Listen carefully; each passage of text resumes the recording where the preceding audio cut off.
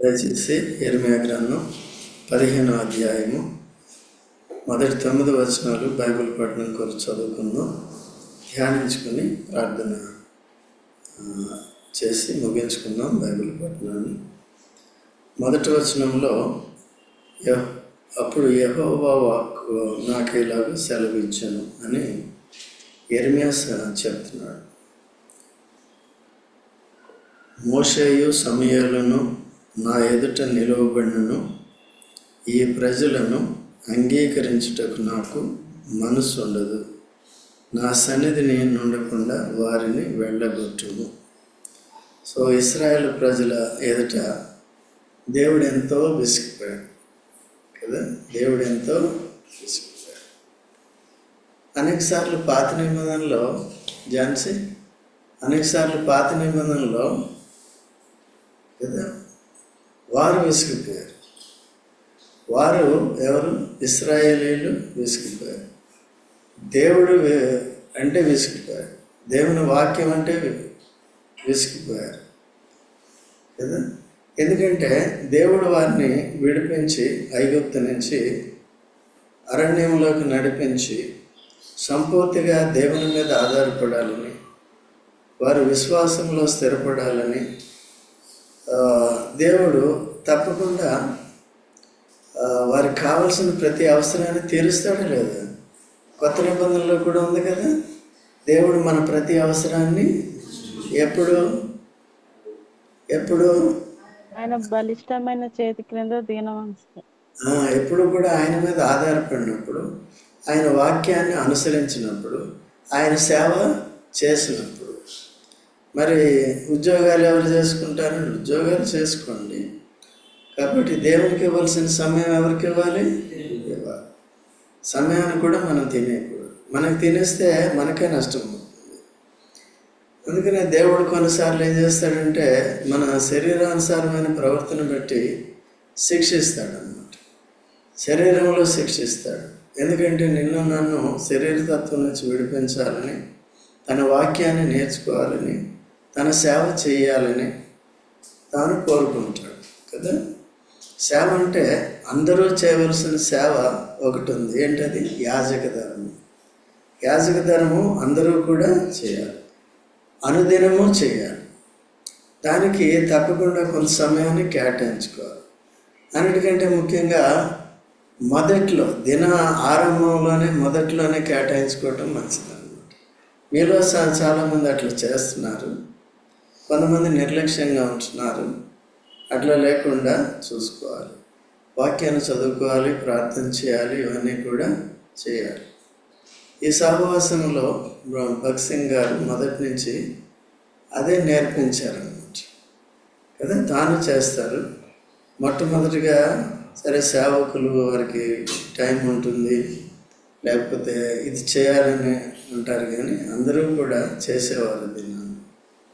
Okay, మనం కూడా అట్లా ఒక క్రమశిక్షణ అనేది నేర్చుకున్నప్పుడు శరీరంలో కొన్నిసార్లు బద్ధకం కూడా పోతుంది అన్నమాట.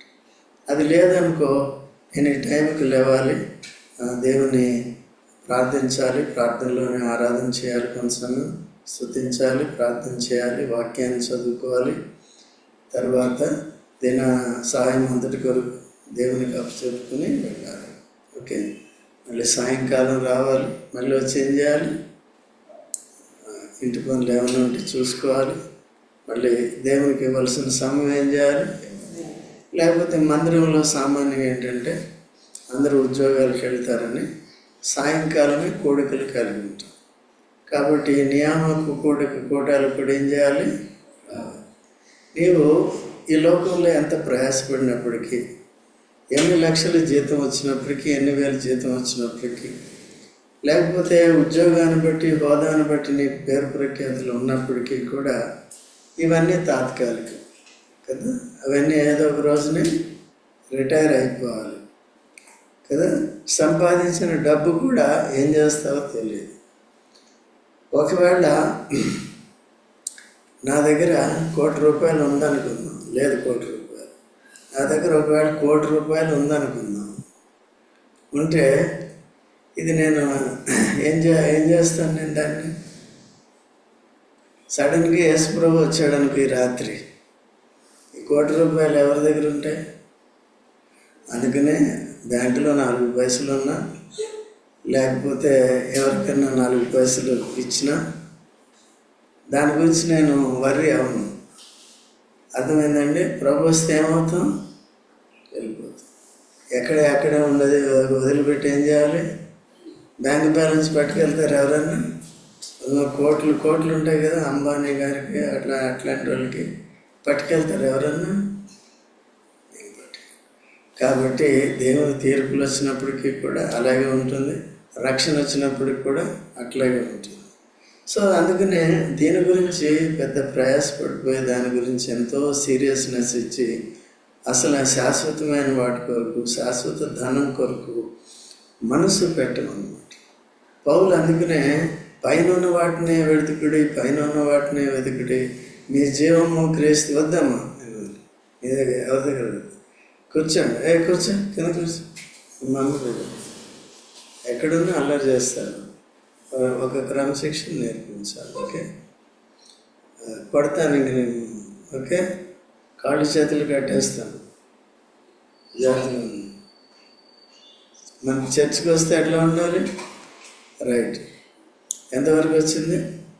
పైన ఉన్న వాటినే వెతకమని ఎందుకు చెప్పాడు? ఆయనకు పనిపాట్లు లేక ఆయన వెతికాడు కాబట్టి చెప్పాడు. లోతు భూ సంబంధమైన దాన్ని వెతికాడు, ఏమయ్యాడు? ఇవన్నీ మనకు తెలుసు కూడా, విని కూడా కొన్నిసార్లు కొంతమంది సీరియస్నెస్ ఇస్తారు, ఇవ్వాల్సిన సమయం ఇస్తారు, కొంతమంది నిర్లక్ష్యాన్ని చూపిస్తారు. కొంతమంది దేవుని వాక్యాన్ని వినటానికే ఇష్టపడట్లేదు, దినాలు నేర్చుకోవాలని ఇష్టపడట్లేదు. కొన్ని సొంతంగా చదువుకొని అర్థం చేసుకుంటారంటే అది కూడా లేదు. ఆదివారం ఈ దినాల్లో వచ్చి ఎంతమంది ఈ వారం అంతా వాక్యం చదివారంటే చాలా తక్కువే ఉంటారు. ఈవెన్ ఆదివారం చదివి ఎంతమంది వచ్చారంటే కూడా తక్కువే ఉంటారు. కొన్నిసార్లు పరిచర్య చేసేవారు కూడా అట్లాగే ఉంటారు. వీటి మీదకి ఆత్మ సంబంధమైన వాటి మీదకి మనసు పోవట్లేదు. సో అలా లేకుండా చాలా జాగ్రత్తగా ఉండాలి. సరే, కొంతమంది అయినా ఎవరు ఉంటే వాళ్ళే ధన్యులు అన్నమాట. అందుకనే మనం ధన్యుల జాబితాలో ఉండాలి, అన్యుల జాబితాలో ఉండకూడదు. ఓకే, ధన్యులమా అన్యులమా మనం అనేది దేని బట్టి తెలుస్తుంది? అనేసుకుంటే అయిపోతావా? ఏం చేయాలి మరి? పొద్దున్న చూడాలి. ఇచ్చావా మరి? లేచినప్పుడు ఫస్ట్ ఏం చేయాలి? అందుకనే లేకపోతే ఇంట్లో ఏదైనా పని చెప్తారనుకున్నప్పుడు వేకుని యేసుప్రభు పద్ధతి మొదలుపెట్టారు. యేసుప్రభు పెందలకడనే ఇంకా చీకటిగా ఉండగానే దాదాపు 4 గంటల సమయానికే లేచేవాడు కదండి. అట్లా కాబట్టి ఆ సమయంలోనే ఏం చేయాలి? ప్రార్థన చేయాలి. ఓకే, ఆ సమయంలోనే ప్రార్థన చేసేది నేర్చుకోవాలి. సో వాక్యం కూడా అట్లా చదువుకోవాలి. ఉదయం సాయంకాలం కూడా వీలున్నంత వరకు చదువుకోవాలి. కొత్త నిబంధన చదువుకోవాలి, పాత నిబంధన కూడా చదువుకోవాలన్నమాట. సరే, ఇక్కడికి వచ్చేటప్పటికి వీళ్ళంతా కూడా దేవుడు వారి ఏళ్ళే విసిగిపోయాడు. ఎంత చెప్పినా మారట్లేదు, ఎంత శిక్షించినా మారట్లేదు, శరీర సంబంధ శిక్షించినా మారట్లేదు. కాబట్టి ఇప్పుడు ఏమంటున్నాడంటే, మోషేయు సమూయేలును నా ఎదుట నిలవబడినను ఈ ప్రజలను అంగీకరించుటకు నాకు మనసు ఉండదు. ఆనాడు పాత నిబంధనలో ఇశ్రాయేలు ప్రజలు నన్ను విసిగించినప్పుడు, నా మహిమను విగ్రహాలకి ఇచ్చినప్పుడు, నా కోపం ఇశ్రాయేలు మీద మండినప్పుడు మోషే అడ్డుపడ్డాడు.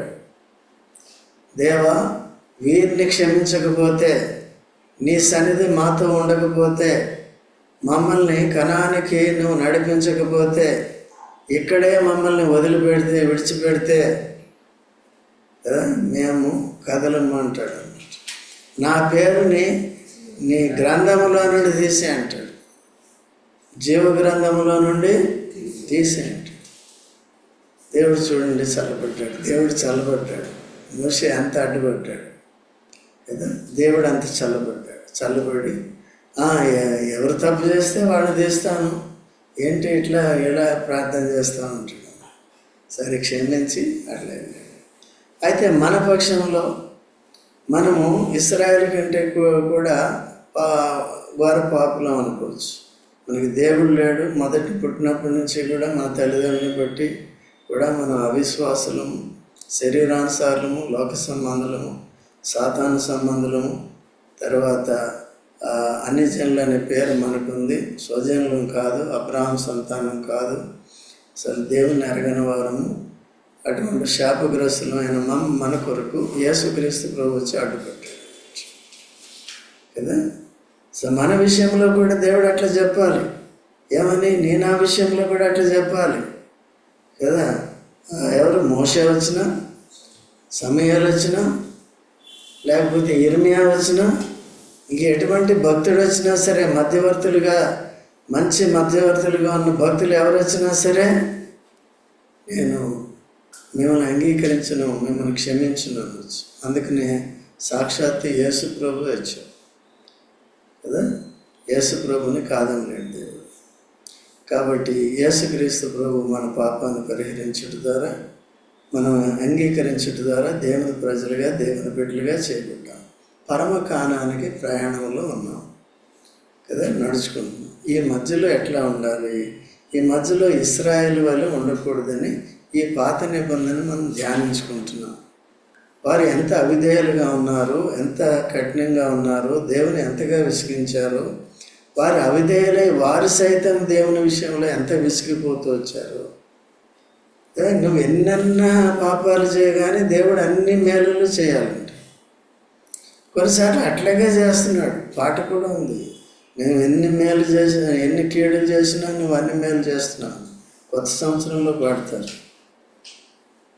కదా. మేము ఎన్ని కీడులు చేసినా అంతేనా దేవుణ్ణి విసిగించకుండా చూడాలి, మన ప్రవర్తన బట్టి కదా, మన క్రియలను బట్టి. సో మనం దేవుని కార్యాలకి, దేవుని విషయాలకి, మన ఆత్మను భద్రపరచుకోవటానికి, ఆత్మీయ జ్ఞానంలో వృద్ధి చెందటానికి, సో దేవుని వాక్యాన్ని పక్కన పెట్టుకోవద్దు, పరిశుద్ధాత్మను దొక్కబెట్టకూడదు, దేవుడు మనకిచ్చిన పరిచర్యను పక్కన పెట్టకూడదు, దేవుడు మనకిచ్చిన సహవాసాన్ని ఎక్కడ విస్మరించకూడదు. ఓకే, అది కాబట్టి ఆ విధంగా మనం శ్రద్ధ కలిగి ఉండాలి. సో అలాంటప్పుడు వాళ్ళు వచ్చినప్పటికీ కూడా సమయాలు ప్రార్థన ఎటువంటిదండి? మొదటి సమయాలు 7వ అధ్యాయంలో ఉంటుంది, 22వ వచనంలో ఉంటుంది. దయచేసి త్వరగా చదవండి. మొదటి సమయాలు 7లో 22వ వచనం లేదు అంకుల్. 7లో 22వ వచనం లేదు అంకుల్. లేదమ్మా, 12 అంకుల్. 5 12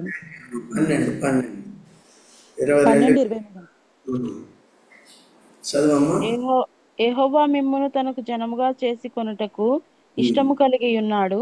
తన ఘనమైన నామం నిమిత్తము తన జనులను ఆయన విడనాడడు.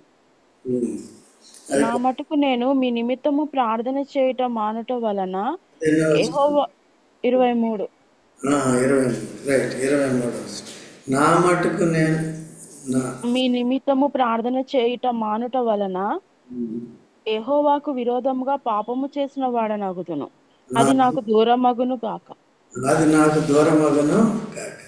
అవిధేయులైన మీ కొరకు, అపవిత్రులైన మీ కొరకు, దేవుణ్ణి విసర్జిస్తున్న మీ కొరకు నేనేం చేస్తాను? ఇప్పుడు వారికి బుద్ధి వచ్చి పై వచనాల్లో 7వ అధ్యాయం చదివారు కదా, పై వచనాల్లో మా కొరకు ప్రార్థన చేయంటారు. మా కొరకు ప్రార్థన చేయి, మేము తప్పు చేశాము అని అప్పుడు పశ్చాత్తాపడి అడిగినప్పుడు, నేను మీ కొరకు ప్రార్థన చేయకపోతే దేవుని ఎదుట పాపము చేసి. మనం కూడా ఇటువంటి వాక్యాలని జ్ఞాపకం చేసుకుంటూ ఉంటాం ప్రార్థన చేసినప్పుడు, లేకపోతే అప్పుడు. కానీ నిజంగా చేయాలి, అనుదినము కూడా చేయాలి. ఇప్పుడు నాకున్న పరిస్థితిని బట్టి, నాకున్న దేవుడిచ్చిన పరిచర్యను బట్టి నేను ఏనాడు కూడా మీ కొరకు ప్రార్థన చేయటం, ఉదయం సాయంత్రం వేగంగా లేచి చేయటం మానకుండా మానటం వీలు కాదు కదండి. నాకు తెలిసి ఏ రోజు కూడా వదిలిపెట్టడం జరగదు. మరి మీరు చెప్పగలరా?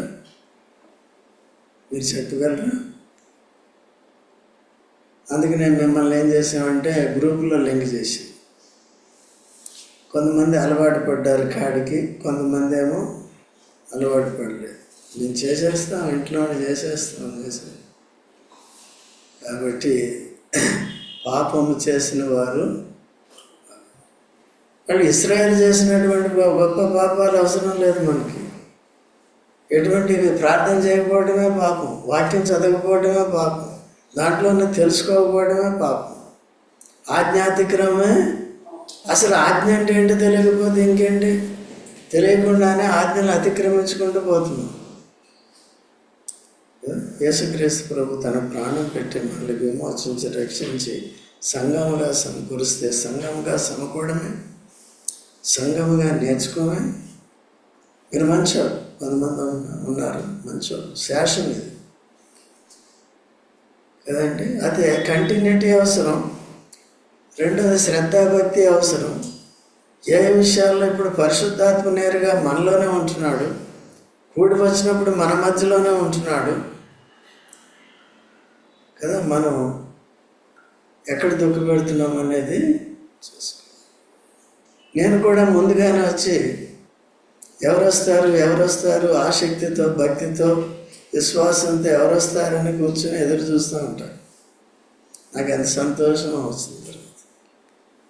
సరిగా రాలేదనుకో, సురేష్ వచ్చాడంటే ఎంత సంతోషం కదా, వంశీ వచ్చాడంటే ఎంత సంతోషం, ఈ పిల్లలు వచ్చారంటే, యవనస్తులు వచ్చారంటే ఎంత సంతోషం, ఎప్పుడు రాని వాళ్ళు వచ్చారంటే ఎంత సంతోషం. వాళ్ళు తర్వాత వస్తారు రాత భయం. కాబట్టి ఇవన్నీ ఉంటే దేవుడు ఏమవుతున్నాడండి? విసిగిపోతుంది. అది చాలా డెలికేట్ సిచ్యువేషన్లో వెళ్ళిపోతున్నాడు దేవుడు.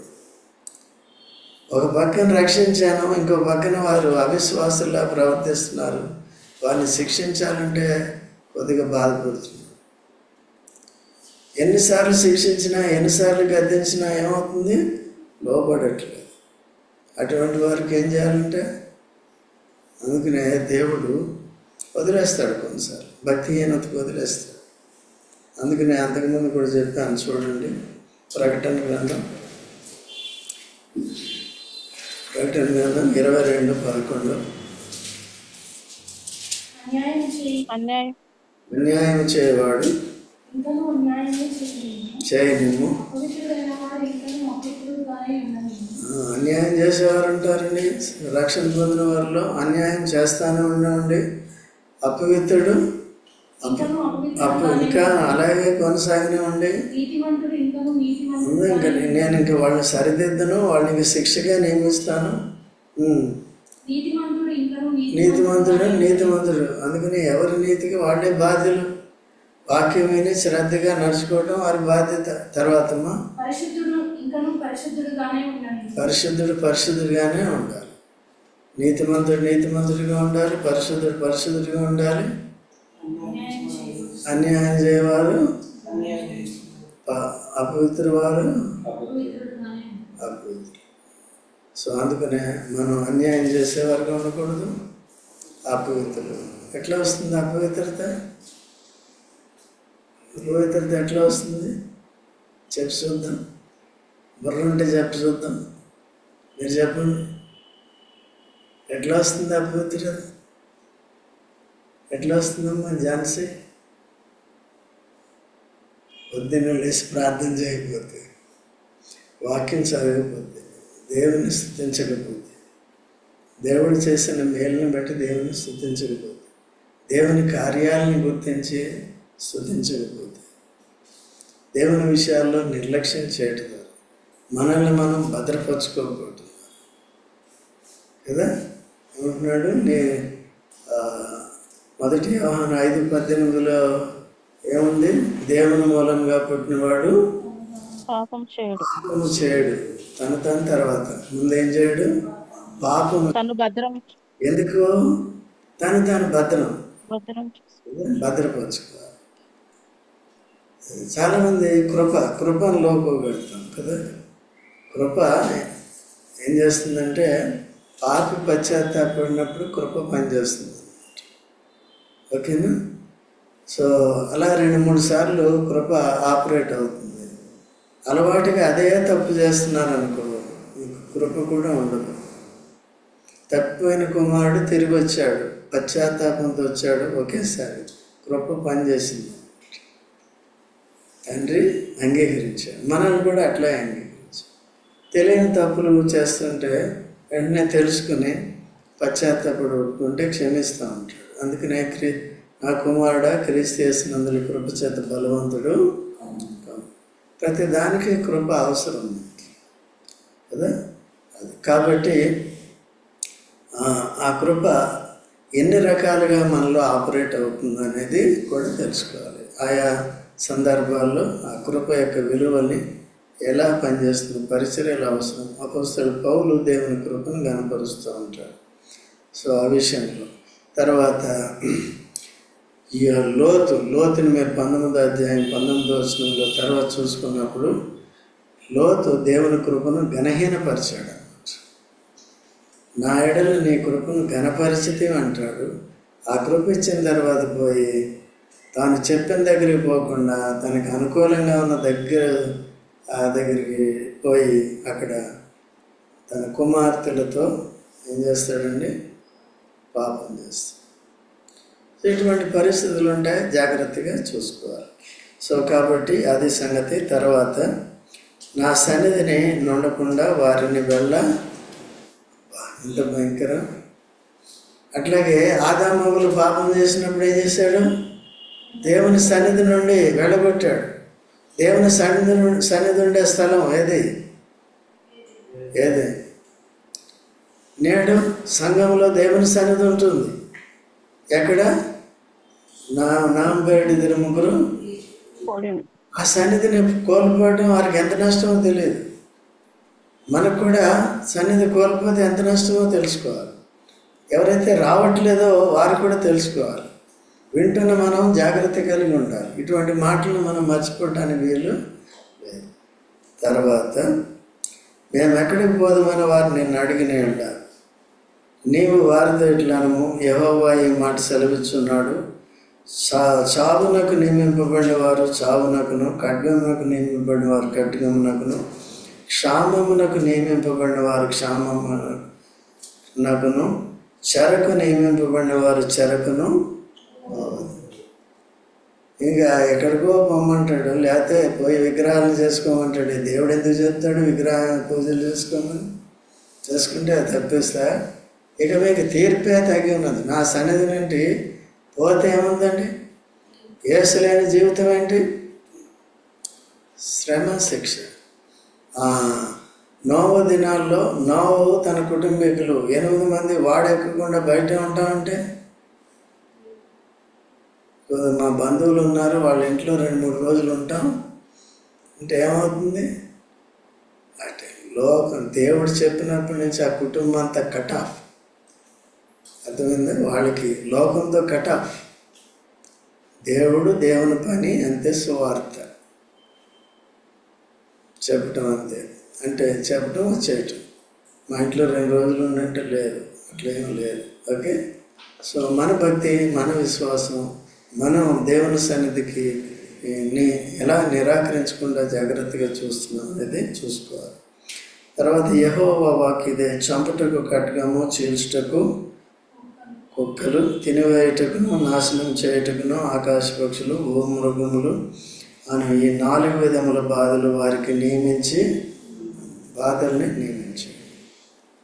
మనుషులందరికీ కూడా నియమించాడు. ఏం నియమించాడు? హెబ్రీ 9:27 తెలుసా? మనుషుడు ఒకేసారి చనిపోవాలని, మరణించవాలని నియమింపబడను అన్నమాట. ఆ తర్వాత ఏంటి?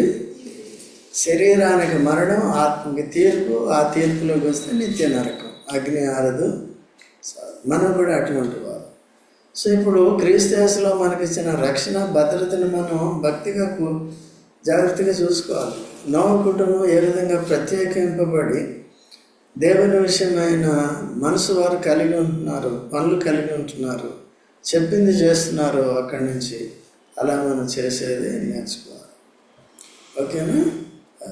తర్వాత యూదా రాజైన హిజ్కియా కుమారుడు మనస్సే యెరూషలేములో చేసిన క్రియలను బట్టి భూమి మీద ఉన్న సకల రాజ్యములోనికి ఇటు అటు చెదరగొట్టినట్లు వారిని అప్పగించున్నారు. యూదా రాజైన హిజ్కియా కుమారుడు మనస్సే ఏం చేశాడు? హిజ్కియా మంచివాడు, మనస్సే. సో ఏమైందండి? చేసిన క్రియలను బట్టి భూమి మీద ఉన్న సకల రాజ్యంలోకి ఇటు అటు చెదరగొట్టబడినట్లు. దేవుని సన్నిధిలో లేకపోతే ఏమైనట్టు? వాళ్ళు మనిషి యెరూషలేములో చేసిన క్రియలను బట్టి వారు ఇశ్రాయేలు అందరూ ఏం చేశారు? రాని ఇక్కడికి దేవుని సన్నిధికి ఈ టైంలో రాలేని వాళ్ళంతా ఏమయ్యారు? చెదరగొట్టబడ్డారు కదా. ఏం లాభం వారికి? చూసుకోవాలి. ఏదైనా విలువైన కారణం ఉంటే పర్వాలేదు, కానీ చాలామంది అలవాటుగానే చాలా ఇంకా ఆల్మోస్ట్ వెనకంజ వేసిన స్థితిలోనే ఉన్నారు. ఓకేనా? యూత్ ప్రిపేర్ అవ్వాలి. చాలా తక్కువగా ఉన్నారు యూత్ కూడా కదా. నేర్చుకోకుండా చాలామంది ఏం చేస్తున్నారు? వెనకంజ పెట్టారు. సో అట్లా మీరు వారి మాదిరిని పాటించకుండా పెద్దల మాదిరిని పాటించారు. ఓకేనా? మంచి వాళ్ళు మిగిలిన వాళ్ళంతా వదిలేస్తారు. ఇక దేవుడు వదిలేస్తే మేమేం చేయాలి? అందుకనే పొద్దున్నే లేచి అందరి కొరకు విజ్ఞాపన చేస్తున్నాం, అందరి కొరకు ప్రార్థన చేస్తున్నాం. ధనధాన్యాలు ఇమ్మని ఎప్పుడు చేయట్లేదు, మాకు డబ్బులు ఇమ్మని ఎప్పుడు చేయట్లేదు, బట్టలు ఇమ్మని ఏం చేయట్లేదు, వాహనాలు ఇమ్మని ఎప్పుడు చేయట్లేదు. మాకు అవేమొద్దు, వీళ్ళు సరిగ్గా ఉంటే చాలు. నాకు ఆల్రెడీ ఎలాగైనా పోషిస్తాడు. ఇప్పుడు కదా, ఎప్పటి నుంచో పోషిస్తున్నాడు. ఇదేం కొత్త కాదు కదా. కాబట్టి వీళ్ళ గురించి అసలు అడగను. ఇక మీ గురించి అడుగుతాం. అడిగితే ఇది రావట్లే, అది రావట్లే, ఇదైంది అదైంది అంటే మీ గురించి చేయటం జరుగుతుంది. అర్థమైందా? ఎందుకు? ఆ బాధల నుంచి తప్పించుకొని దేవుని సన్నిధిలో చక్కగా నేర్చుకుని జాగ్రత్తగా యాజక ధర్మం జరిగిస్తారని ఉద్దేశంతో. సో కాబట్టి ఆ విధంగా జాగ్రత్తగా ఉండాలి. సో యెరూషలేమా, నిన్ను కరుణించేవాడెవడు? నీ అందు జారిపడేవాడెవడు? కుశల ప్రశ్నలు అడుగుటకు ఎవడు త్రోవ విడిచి నీ అద్దకు ఆదరించేవారు ఎవరు ఉంటారండి? దేవుడు ఒకవేళ శిక్షణ నియమించాడంటే తప్పించేవారు ఎవరు లేరు. తప్పిస్తే ఎవరు తప్పించాలి? దేవుడే తప్పి. కానీ దేవుడు ఏమంటున్నాడు? నువ్వు కాదు కదా ఇర్మియా, మోషే సమయాలు వచ్చినా సరే నేను విననే. యేసుప్రభు వస్తే చూస్తా. మన దినాల్లో యేసుప్రభు వచ్చి మనకి 2000 సంవత్సరాలు అటు యూదులు కానీ అన్ని జనులు కానీ చివరికి ఆ శిక్షల నుంచి బయటపడాలంటే, మహాశ్రమల నుంచి బయటపడాలంటే, లేకపోతే పాపం శిక్ష మరణం తర్వాత నరకం నుంచి నిత్య తీర్పు నుంచి విడుదల పొందాలంటే యేసు తప్ప. అందుకనే ఈయన నా ప్రియ కుమారుడు, ఈయన యందు నేను ఆనందించుచున్నాను, ఈయన మాట వినుడి. అంత్య దినాల్లో ఎవరి ద్వారా మాట్లాడుతున్నాడు? యేసు ద్వారా. అందుకనే ఆయనకు అంత విలువ ఇవ్వాలి, మనం కనపరచాలి. 6వ వచనంలో యెహోవా వాక్కు ఇదే, నీవు నన్ను విసర్జించి ఉన్నావు, వెనకదీసి ఉన్నావు గనుక నిన్ను నశింపజేయనట్లు నేను నీ మీదకి నా చేతిని చాచి ఉన్నాను. సంతాపపడి నేను విసికి పడి 2 సార్లు ఎందుకు వచ్చిందండి? సంతాపపడి అంటున్నాడు దేవుడు కదా. పడి అంటే అర్థం ఏంటి? Several times. మనం కూడా ఆ మాటల్లోకి రాకూడదు. పడి ఎన్నిసార్లు భరించాలి ఆయన. ఓకేనా? అట్లా ఉండకూడదు. కాబట్టి చాలా వాళ్ళు దేవుని విసర్జించారు. ఎన్నోసార్లు దేవుడు సంతాపడ్డాడు, కొన్నిసార్లు క్షమించాడు కదా. ఈ పరిస్థితులు ఎలా ఉంటాయి? సో ఇటువంటి రీతిగా మనం దేవుని విసిగించకుండా చాలా జాగ్రత్తగా అనుదినము మనం దేవుని విషయాల్లో ఎలాగ ఉంటున్నాం అనేది చూసుకోవాలి. తర్వాత దేశ ద్వారంలో నేను వారిని చాటుతో తూర్పారబడుచున్నాను. నా జనులు తమ మార్గములను విడిచిన ఎదుగు రారు గనుక వారిని సంతానహీనులుగా చేసి ఉన్నాను, నశింపచేసి ఉన్నాను. తూర్పారబట్టడం అంటే ఏంటంటే ఇది ఒక రకమైన తీర్పు. గింజలు ఉంటాయి, పొట్టు ఉంటుంది. ఇక్కడ పొట్టు ఎక్కువ ఉంది, గింజలు తక్కువ ఉన్నాయి. కాబట్టి ఇట్లా చాట్లో వేసి గాలికి ఎగరబోస్తారు. గింజలు పడితే పొట్టు ఏమవుతుంది? పొట్టుని ఏం చేస్తారు? కాల్ చేస్తారు. మొదటి కీర్తనలో దావీదు రాస్తారు. గింజలు శేషం అన్నమాట. కొన్ని గింజలు అన్నీ ఉంటాయి. యెరూషలేము ఎక్కడంటే దేశద్వారంలో నేను వారిని చాటుతాను. దేశద్వారం దగ్గర అంటే వారిని కొంతమందిని శేషాన్ని ఉంచుకుంటాడు. ఆనాడు ఈ ఏలియా కూడా అంటాడు ఏమని, ఇక నేను ఒక్కడనే నీ ప్రవక్త, యెహోవా ప్రవక్తల్లో నేను ఒక్కడనే నీకు ప్రవక్తగా ఉన్నాను. నన్ను కూడా యెజబెల్ ఏం చేస్తుంది? చంపేస్తానని మరణ శాసనం తయారు చేసింది. నేను చావటం లాభం నాకు అంటాడు. నన్ను చంపే అంటాడు అన్నమాట. ఎవరు? ఏలియా. అంత భక్తుడు ఎంతవరకు వచ్చాడు చూడండి. ఎందుకు? బెదిరించినప్పుడు, ఒక స్త్రీ బెదిరించినప్పుడు ఆమె పవర్ ఉంది. ఎందుకంటే నాబార్ లాంటి వాళ్ళు ఏం చేసింది? చంపేసింది. అలాంటి స్త్రీ అని ఆమె సిద్ధోనీయురాలు. అన్ని దేశ రాళ్ళని తీసుకొచ్చి పెళ్లి చేసుకున్నాడు. అన్ని స్త్రీ సీదోన దేశానికి సంబంధించింది. సో కఠినంగా ఉంటారు అన్నమాట.